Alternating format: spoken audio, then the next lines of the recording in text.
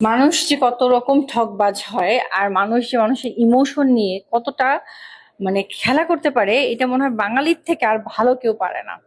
হ্যাঁ, আমাদেরকে বলে যে মানের একটা হোটেল দিচ্ছে, চিন্তা করা যায় না।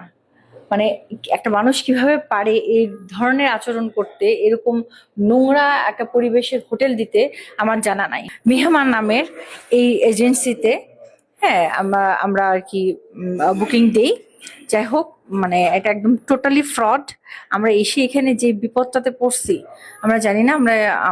আল্লাহ তাআলা আমাদেরকে কিভাবে রক্ষা করবেন। আপনারা থাকেন আমাদের সাথে, দেখা যাক কি হয় শেষ পর্যন্ত। কোনো রকম রাত যাতে পার করতে পারি, এই হোটেলে আমাদের পক্ষে রাতেও থাকা সম্ভব না। সো আমরা এখান থেকে বের হয়ে যাচ্ছি। এবং এইখানে আরেকজন ভাইয়া, উনি, ও কথাই তো আছে, যেখানে খারাপ মানুষ থাকে সেখানে ভালো মানুষ হয়তো দু একজন থাকে।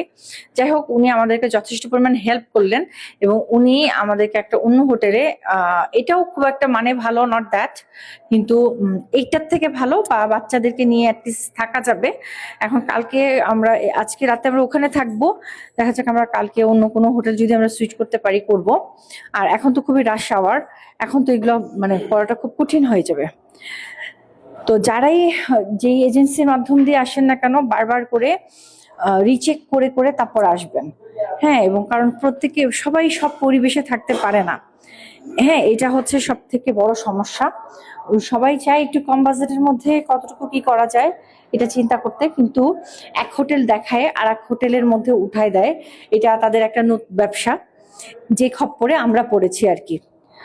যাই হোক, চলেন দেখি এখন আমাদেরকে কোন হোটেলে নিয়ে যাচ্ছে।